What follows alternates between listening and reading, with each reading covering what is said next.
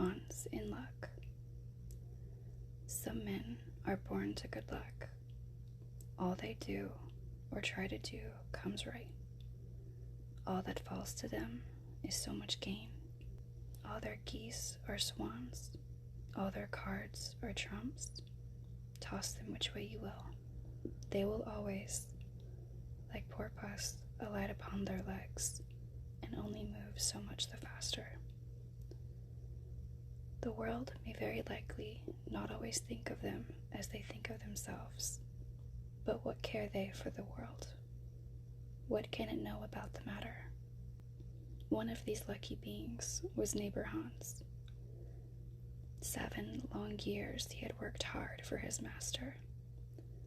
At last he said, "Master, my time is up. I must go home and see my poor mother once more. So pray pay me my wages and let me go." And the master said, "You have been a faithful and good servant, Hans, so your pay shall be handsome." Then he gave him a lump of silver as big as his head. Hans took out his pocket handkerchief, put the piece of silver into it, threw it over his shoulder, and jogged off on his road homewards. As he went lazily on, dragging one foot after another, a man came in sight, trotting gaily along on a capital horse. "Ah," said Hans aloud, "what a fine thing it is to ride on horseback. There he sits as easy and happy as if he was at home, in the chair by his fireside.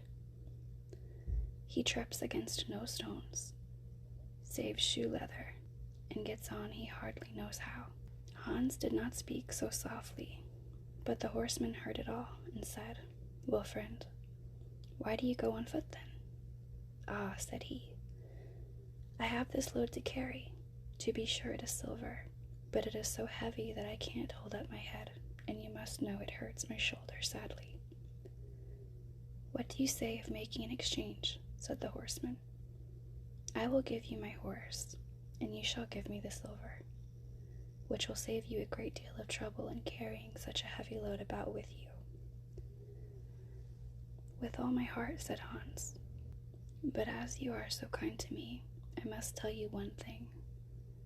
You will have a weary task to draw that silver about with you."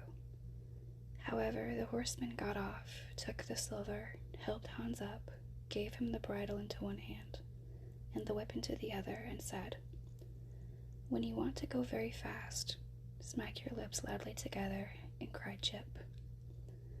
Hans was delighted as he sat on the horse, drew himself up, squared his elbows, turned out his toes, cracked his whip, and rode merrily off, 1 minute whistling a merry tune, and another singing, "No care and no sorrow, a fig for the morrow, we'll laugh and be merry, sigh nay down dairy."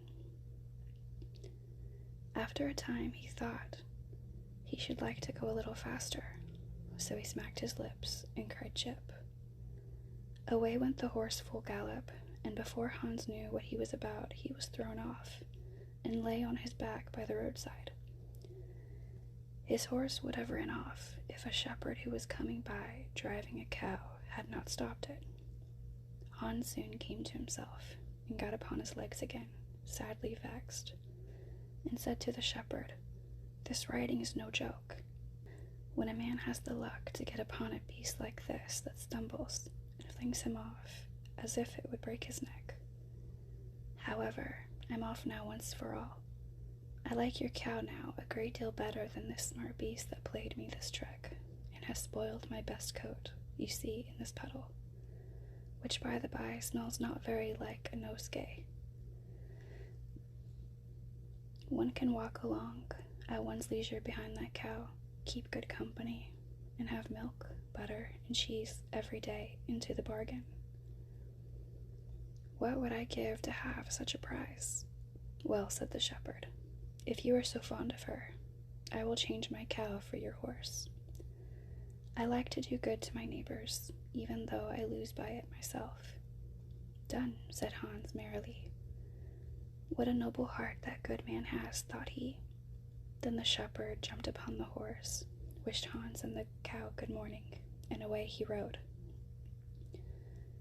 Hans brushed his coat, wiped his face and hands, rested a while, and then drove off his cow quietly and thought his bargain a very lucky one. If I have only a piece of bread, and I certainly shall always be able to get that, I can, whenever I like, eat my butter and cheese with it.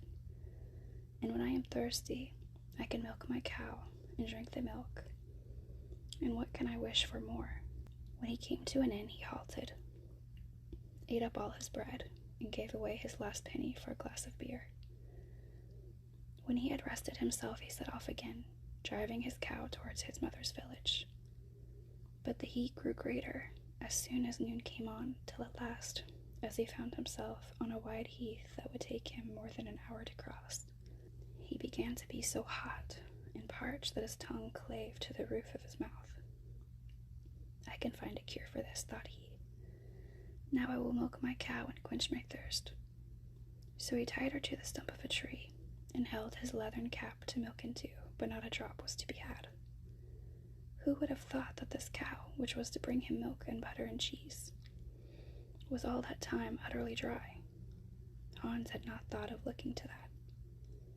While he was trying his luck in milking and managing the matter very clumsily, the uneasy beast began to think him very troublesome, and at last gave him such a kick on the head as knocked him down. And there he lay a long while senseless. Luckily a butcher soon came by, driving a pig in a wheelbarrow. "What is the matter with you, my man?" said the butcher as he helped him up. Hans told him what had happened, how he was dry, and wanted to milk his cow, but he found the cow was dry too. Then the butcher gave him a flask of ale, saying, "There, drink and refresh yourself. Your cow will give you no milk. Don't you see she is an old beast, good for nothing but the slaughterhouse?" "Alas, alas," said Hans. "Who would have thought it? What a shame to take my horse and give me only a dry cow. If I kill her, what will she be good for? I hate cow beef, it is not tender enough for me. If it were a pig now, like that fat gentleman you are driving along at his ease, one could do something with it. It would at any rate make sausages." "Well," said the butcher, "I don't like to say no when one is asked to do a kind, neighborly thing. To please you, I will change, and give you my fine fat pig for the cow." "Heaven reward you for your kindness and self-denial," said Hans, as he gave the butcher the cow, and taking the pig off the wheelbarrow, drove it away, holding it by the string that was tied to his legs. So on he jogged, and all seemed now to go right with him. He had met with some misfortunes, to be sure, but he was now well repaid for all. How could it be otherwise with such a traveling companion as he had at last got? The next man he met was a countryman carrying a fine white goose. The countryman stopped to ask what was o'clock. This led to further chat, and Hans told him with all his luck how he had so many good bargains, and how all the world went gay and smiling with him. The countryman then began to tell his tale, and said he was going to take the goose to a christening. "Feel," said he, "how heavy it is, and yet it is only 8 weeks old.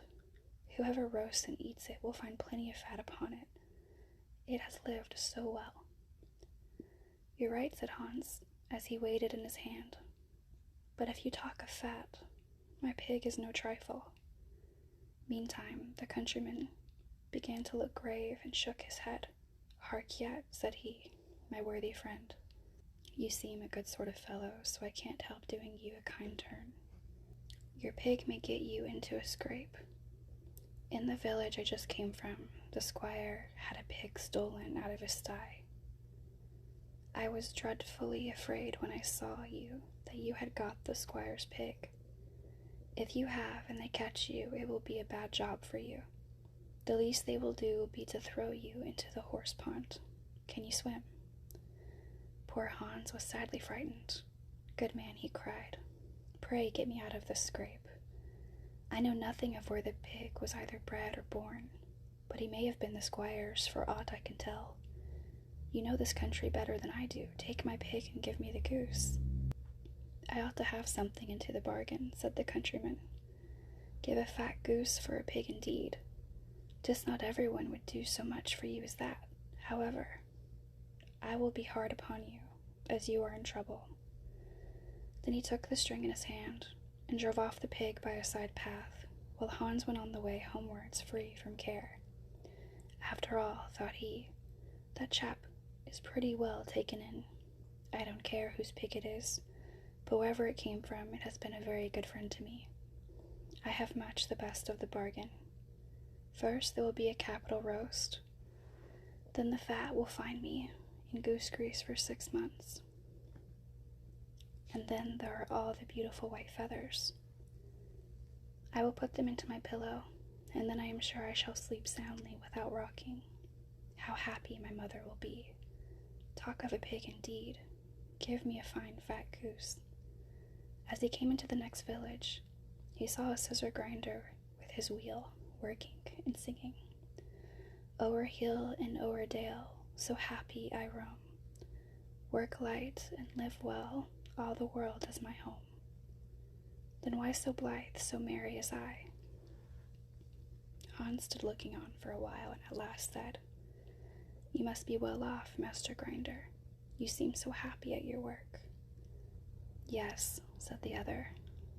"Mine is a golden trade. A good grinder never puts his hand into his pocket without finding money in it.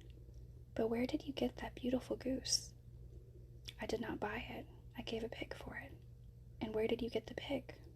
"I gave a cow for it." "And the cow?" "I gave a horse for it." "And the horse?" "I gave a lump of silver as big as my head for it." "And the silver?"